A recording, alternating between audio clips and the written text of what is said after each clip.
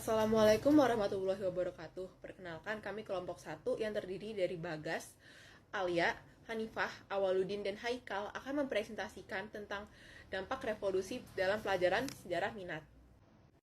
Sebelum mengetahui dampak dari revolusi, kita harus mengetahui apa itu revolusi.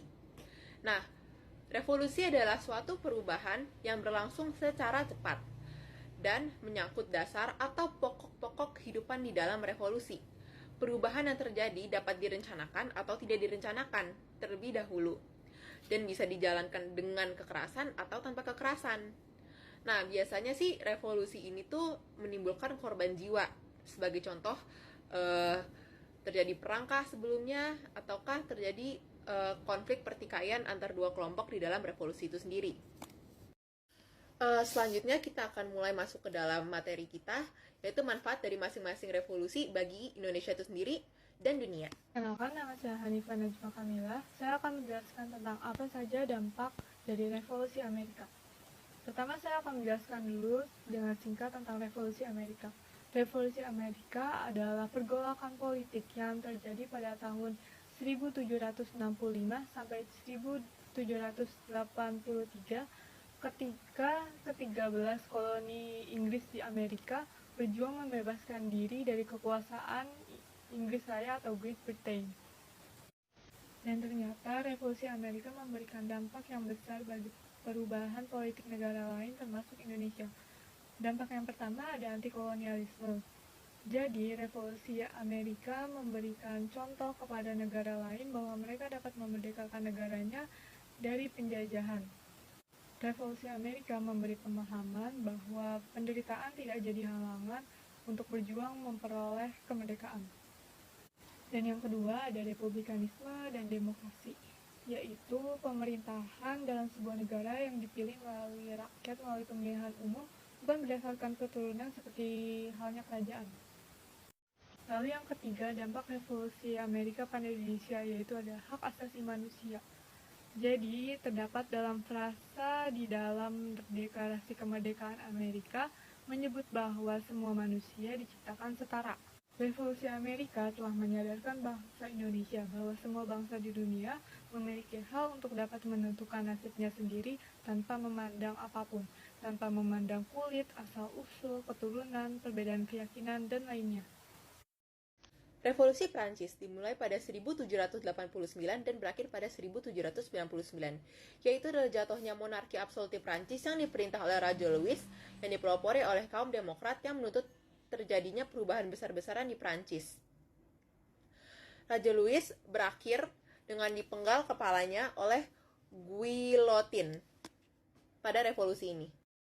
Dampak revolusi Prancis bagi dunia yang pertama adalah republikanisme, menyebarkan paham republikanisme dengan penghapusan monarki, menunjukkan bahwa negara ada karena rakyat. Yang kedua adalah nasionalisme yang membuat rakyat semakin menyatu karena memiliki latar belakang yang sama. Selanjutnya adalah dampak revolusi Prancis bagi Indonesia. Yang pertama adalah semangat anti-feodalisme yang mempengaruhi banyak sekali pergerakan organisasi nasional. Selanjutnya adalah pergerakan nasional yang berfokus pada kesetaraan dan keadilan. Contohnya adalah pergerakan untuk kesetaraan pendidikan yang dilakukan oleh R.A. Kartini antara perempuan dan laki-laki. Saya Bagas, jadi Masiaan dari kelas IP1. Saya akan menjelaskan dampak revolusi Rusia bagi dunia dan bagi Indonesia. Dampak revolusi Rusia pada tahun 1917 adalah jatuhnya otoritas Tsar dan pemerintahan sementara di Rusia.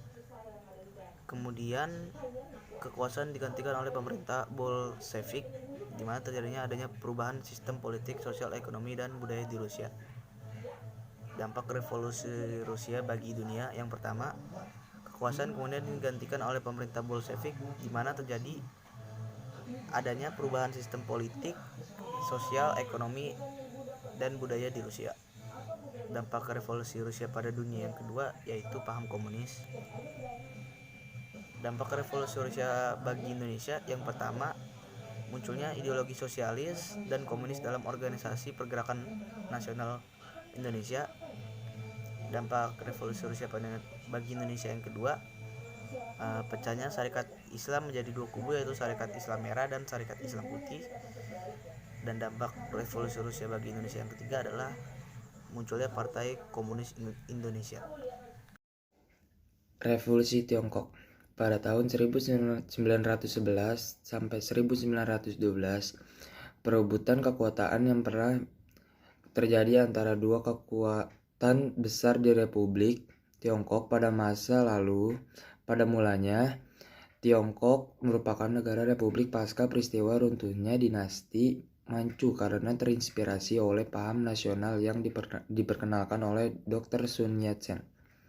Namun, kemudian Tiongkok berubah menjadi negara komunis pada tanggal 1 Oktober 1949.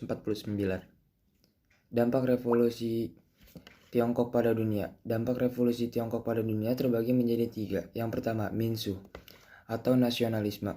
Berarti negara atau bangsa untuk mencapai tujuannya memerdekakan Tiongkok dari dominasi asing.